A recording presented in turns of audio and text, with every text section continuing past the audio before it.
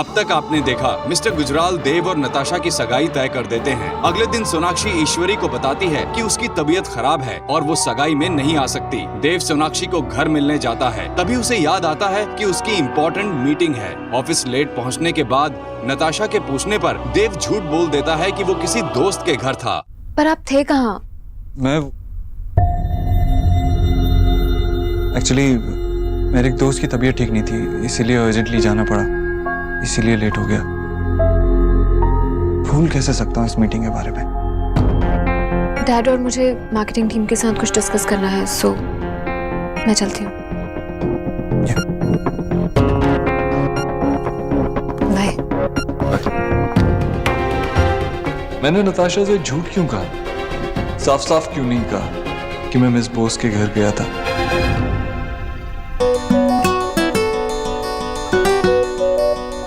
कैसी लग रही हूँ मैं? मोटी तो नहीं लग रही ना?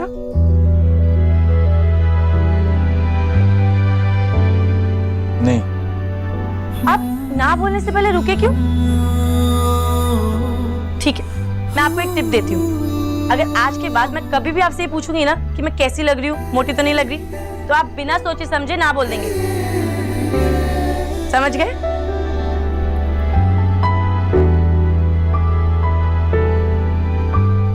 माँ जी और भाभी आ रहे हैं ना भाई की सगाई पे? आज मैं बहुत खुश हूँ रणवीर। आज पहली बार हम एज अ कपल सबके सामने जाएंगे, इसीलिए मैं थोड़ी कंफ्यूज हो रही थी कि क्या पहनूं। माँ की तबीयत ठीक नहीं है तो वो लोग नहीं आ पाएंगे। कोई बात नहीं रणवीर। अच्छा, आपने बताया नहीं, आपको ये लहंगा कैसा लगा? लहंगा अच्छा है, लेकिन एक कमी है। कमी? किस चीज की कमी है?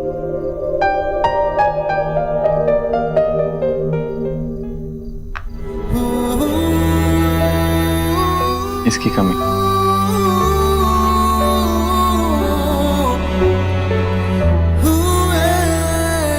ये तो बहुत सुंदर है रणवीर।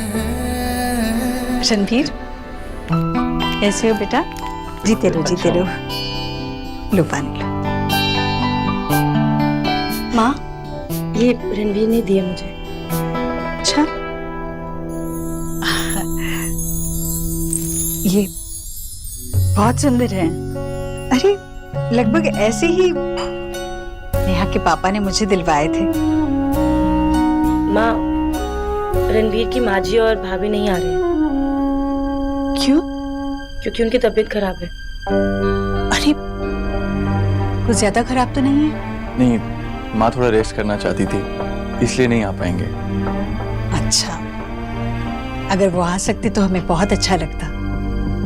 माँ, मैं ये ना रिया निकी को दिखा के आती हूँ।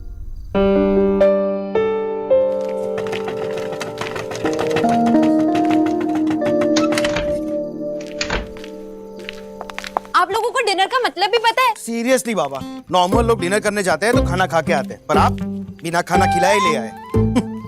बेटा तुम 2 साल तक नहीं भी खाओगे तो भी चल जाएगा। और तुम्हारी भूख क्या जो है आशा की क्रिएटिविटी से ज्यादा बड़ी है? आशा, तुम इनकी कोई बात मत सुनो। तुम ये बताओ तुम्हारा आइडिया क्या है? हाँ, तो मैं सोच रही थी कि शुरू करने के लिए बिना दांत की दुल्हन की स्टोरी कैसी रहेगी। दुल्हन की एक भी दांत नहीं है और दूल्हे को ये राज बिल्कुल 7वें फेरे पे पता चलता है। फोकली दुल्हन? पर आशा, वो 7वें फेरे में उसका मुंह खोलकर कैसे देखेगा? विजय, फोटोग्राफर बोलेगा स्माइल प्लीज, और वो अपना मुंह खोलेगी, दूल्हा को दिख जाएगा जो उसके दांत नहीं है। माँ, आप समझ नहीं रही हो। आशा फोटोग्राफर 7वें फेरे में ही पोस्ट करने के लिए क्यों कहेगा? विजय, माँ प्लीज ये छोटी छोटी डिटेल्स में फंसकर मत रह जाओ। अरे अगर इन्हीं डिटेल्स में रह गए तो मैं नॉवेल कैसे लिखूंगी? मुझे कंसंट्रेट करने दो प्लीज, मुझे सजेशंस नहीं चाहिए। Okay, sorry. माँ एक बात बताओ, दुल्हन फोकली होगी तो अपनी शादी में खाना कैसे खाएगी? इट्स ओके दादा, हमारी तरह भूखी रह लेगी, है ना सोना? रणवीर, जब से तुम नेहा की जिंदगी में आए हो वो हंसने लगी है, मुस्कुराने लगी है, और एक औरत के लिए चेहरे की मुस्कुराहट से बड़ा कोई जेवर नहीं। जब भी नेहा तुम्हें देखती है मन से हंसती है और अपने आप सज जाती है। तुम्हें उसे कोई जेवर देने की जरूरत नहीं।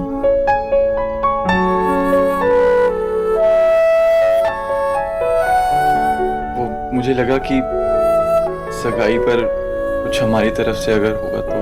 एक बात कहूं, अक्सर देखा जाता है कि परिवारों में एक दूसरे की देखा देखी बहुत खर्च किया जाता है। बेवजह महंगे महंगे तोहफे और ये सब, जैसे कि परिवारों में रिश्ता नहीं मुकाबला हो। और मैं चाहती हूँ कि हमारे परिवारों में बस सिर्फ रिश्ता रहे, कोई मुकाबला नहीं। पैसों का मोल मैं भी जानती हूँ और तुम भी। बेटा, अपने भविष्य के लिए पैसे संभाल कर रखो। और सच कहूं तो तुम्हारे घर का सबसे खरा सोना तो तुम हो बेटे। उसे तुम मिल गए और कुछ नहीं चाहिए, बस तुम्हारा प्यार रहे उसके साथ। तोहफों की कोई जरूरत ही नहीं। अरे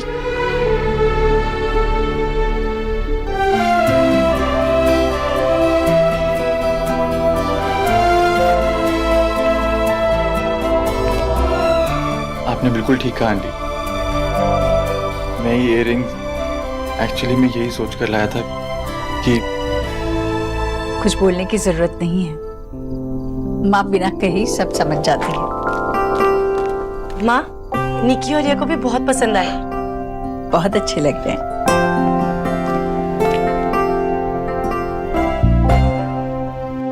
सोना, तूने कुछ खाया? तेरी तबीयत कैसी है अब? आशा प्लीज तुम अपनी राइटिंग पे कंसंट्रेट करो। शोना का ध्यान मैं रखूंगा। और वैसे भी जब से इसे थोड़ा सा बुखार आया ना, हमारी बंगाल टाइग्रेस थोड़ा सुस्त सी हो गई। कम ऑन बेटा, हमारी बॉडी जो है ना वो भी मशीन की तरह ही है, कभी रुकती है और कभी चलने लगती है। अब देख, अब तुझे छुट्टी मिली है तो पूरा एंजॉय कर, रिलैक्स कर, रोमांटिक नॉवेल पढ़ और साथ में कॉफी पी। आशा, मैं तुम्हारे लिए कॉफी बना के लाता हूँ, ठीक है? बल्कि सबके लिए कॉफी बना के लाता हूँ। Great idea. मैं गर्मा गर्म कॉफी पीऊंगी और लेट नाइट जाकर अपनी नॉवेल कंप्लीट करूंगी। पता है माँ, शरद चंद्र भी लेट नाइट ही लिखा करते थे। दारुण। पर अपना हीरोइन का नाम मेरा नाम पे रखना, ओके? सॉरी माँ, हीरोइन का नाम तो मैंने ऑलरेडी सोच रखा है। क्या? शोना। रियली माँ? और क्या, बस सिर्फ एक ही प्रॉब्लम है कि उसके एक भी दांत नहीं है। नो नो माँ। पोकली।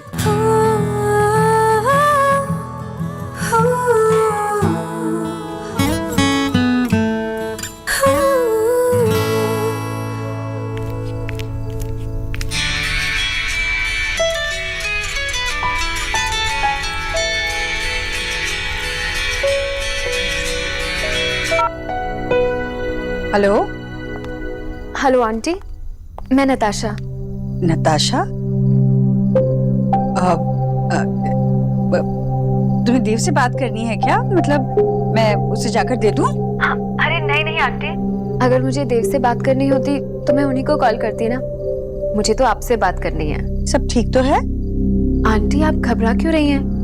अगर नेहा, रिया, निकी इनमें से कोई आपको कॉल करता तो भी क्या आप ऐसे ही घबराती? नहीं, वैसे रिया और निक्की तो मुझे किसी भी परेशानी में कुछ भी नहीं कहती। वो तो अपनी सारी परेशानियां लेकर अपनी नेहा दी के पास ही चली जाती हैं। बचपन से आदत है उन्हें। और नेहा तो मुझे कभी कुछ कहती ही नहीं है। पर मुझे तो आपसे बात करनी है, अगर आप डिस्टर्ब ना हो तो। नहीं नहीं बेटा, बोलो ना, बोलो। एक्चुअली आंटी, कभी कभी सोचती हूँ तो लगता है डैड और मैं एक साथ बड़े हुए हैं। मॉम के गुजरने के बाद डैड हमेशा मुझे अपने साथ लेकर जाते थे, अपने ऑफिस भी। और आपको पता है, वहाँ पर उन्होंने अपने टेबल के नीचे अपना कोट टांगकर एक छोटा सा रूम बना दिया था मेरे लिए, जहाँ पे मैं अपने सारे टॉयज, अपनी स्कूल बुक्स लेकर सारा दिन खेला करती थी। बहुत प्यार करते हैं मेरे डैड मुझसे, इसलिए आप उनसे कहिएगा मत। लेकिन मुझे मॉम की याद हमेशा आती है। नहीं कहूंगी बेटा, मैं समझ सकती हूँ। Thank you aunty. एक और बात कहूँ आपसे? हाँ हाँ बोलो, बेझिझक बोलो जो बोलना है। आंटी, जब भी मुझे मॉम की याद आए तो क्या मैं आपसे बात कर सकती हूँ? हाँ जरूर, जब तुम्हारी मर्जी करे तुम फोन किया करो। Thank you so much aunty. मैं शादी के बाद घर में बहू बनकर नहीं बल्कि बेटी बनकर रहना चाहती हूँ। हाँ हाँ बेटा, वैसे तो तुम अभी से इस घर का हिस्सा बन चुकी हो। प्रिया, नेहा, निक्की सब तुम्हें अपना मानते हैं, और देव को तो तुम इतने अच्छे से समझने भी लगी हो, है ना? बस कोशिश कर रही हूँ आंटी। चलिए, काफी लेट हो गया है, आपके सोने का टाइम हो गया होगा। मैं आपसे कल बात करती हूँ। Good night. हाँ बेटा।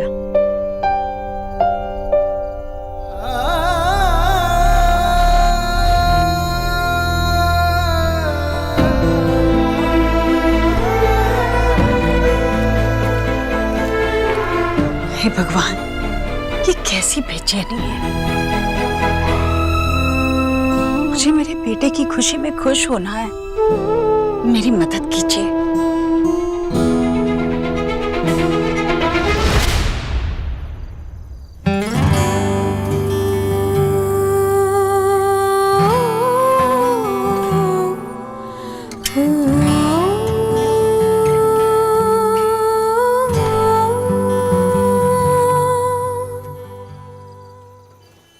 एलिना, दरवाजे पे रहकर मुझे देखना अब तेरी आदत हो चुकी है।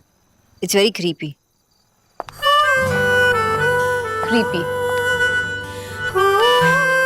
क्रीपी तेरी स्माइल है, ये जो तू अपने चेहरे पर चिपका के रखती है और मेरे आते ही डिलीट कर देती है। क्या स्माइल? मैंने स्माइल नहीं किया।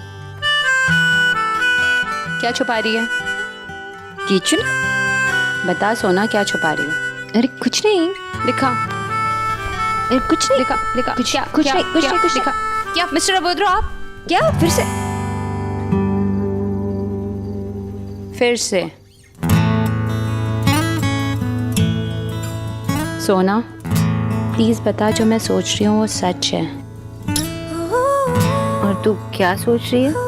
मिस्टर अबोध्रो यहाँ आए, उन्होंने तुझसे बातें की, उन्होंने तुझे प्रपोज किया।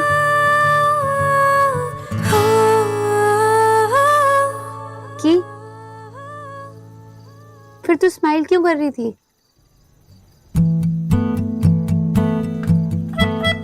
उन्हें याद करके। पता है, जब वो यहाँ आए थे तो हम लोगों ने बहुत सारी बातें की। इतना इजी था उनसे बात करना, और ऐसा लग रहा था जैसे कोई पुराना दोस्त मिल गया। आई नो कि ऐसा कुछ नहीं है कि वो मेरे पुराने दोस्त है, पर जब हम बातें कर रहे थे तो ऐसा लग रहा था कि जो भी मन में है बोल दो, कोई किसी को जज नहीं करेगा, कोई बनावटी बातें नहीं, सब कुछ इतना शांत, इतना पीसफुल। सोना, आई नो कि तुझे पता है कि कल उनकी एंगेजमेंट है, इसलिए उनसे पीसफुली बातें करने की जगह अगर तू उनको अपने मन की फीलिंग बता देती तो ज़्यादा अच्छा नहीं होता? वो तेरे कोई पुराने दोस्त नहीं है, यू लव हिम। तू बिल्कुल इडियट है, तेरे पास इतना अच्छा चांस था, तूने गवा दिया। आई नो एलिना कि कल उनकी एंगेजमेंट है, और वो मेरे पुराने दोस्त नहीं है, लेकिन दोस्त तो है ना। और मुझे लूप में ये मत पूछते रहना कि मैंने अपनी फीलिंग्स उन्हें क्यों नहीं बताया। Elina, it's simple. अगर मैं उन्हें बताती तो वो दोस्त भी नहीं रहते, और इससे ज्यादा मैं उनसे एक्सपेक्ट भी नहीं करती। मैं बहुत एक सिंपल चीज एक्सपेक्ट करती हूँ कि वो मुझसे सिर्फ बातें करते रहे, और this is the only way कि वो मेरे लाइफ में रहे। जस्ट बिकॉज मैं उन्हें फेस नहीं कर पा रही हूँ, तो छुट्टी ले रखी और वो मेरे सामने आके खड़े हो गए। वो हमेशा ऐसा क्यों करते हैं, ये समझ में कुछ नहीं आ रहा। और कल से मेरा कोई राइट नहीं होगा कि मैं उनसे प्यार करूं।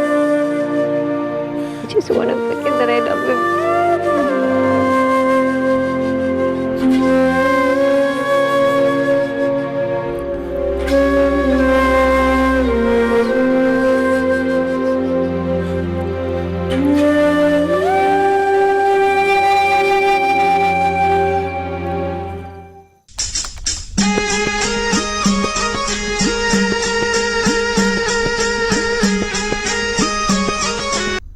निक्की, तूने खाना नहीं खाया क्या? भूख लगी है?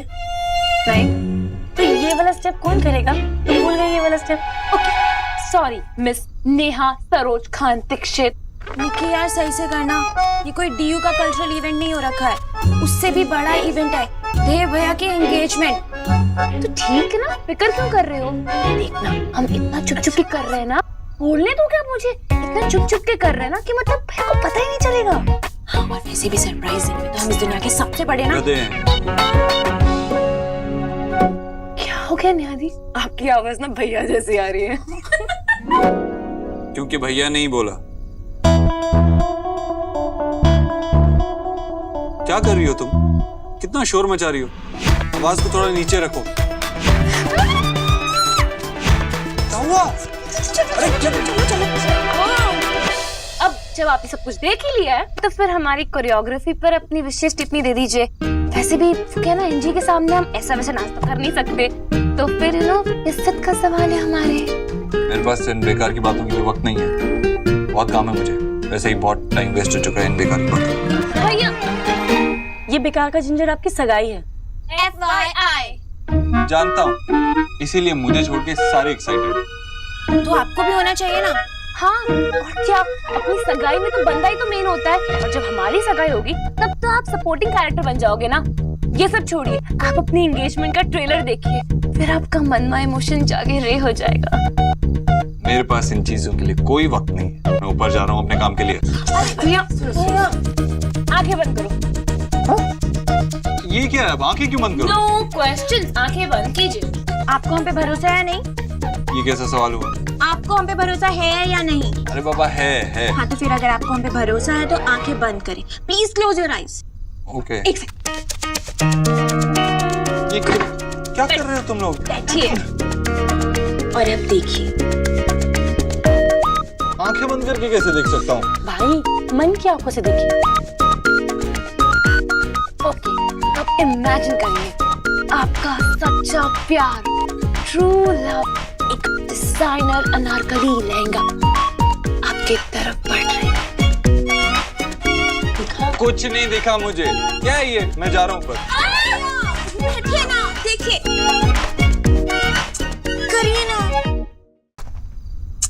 करिए ना। आंखें बंद कीजिए।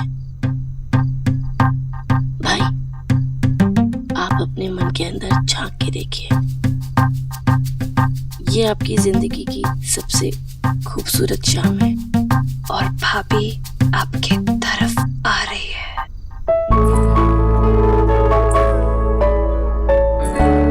और ऐसा लग रहा है जैसे संजय लीला भंसाली की हीरोइन आ रही है। उसके लहंगे की डिजाइनिंग देखिए, उसकी ज्वेलरी। वो आपकी तरफ एक कदम बढ़ाती है और आपकी तरफ आती है, और आपके लिए बाकी सारी आवाजें फेड आउट हो जाती हैं।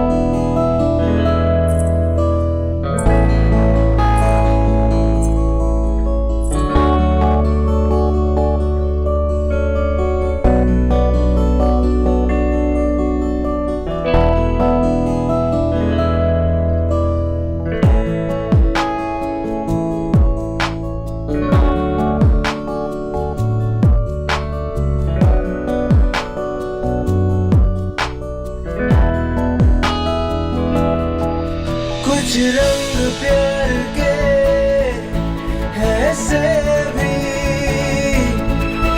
कुछ रंग प्यार के ऐसे भी,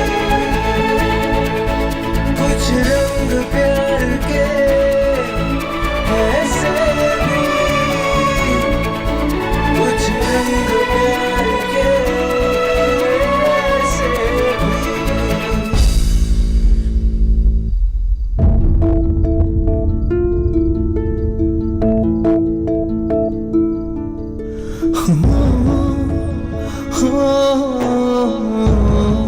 क्या बकवास है? क्या क्या कर रहे हो तुम लोग? मेरे पास इन बेकार की बातों के लिए वक्त नहीं है। मैं जा रहा हूँ।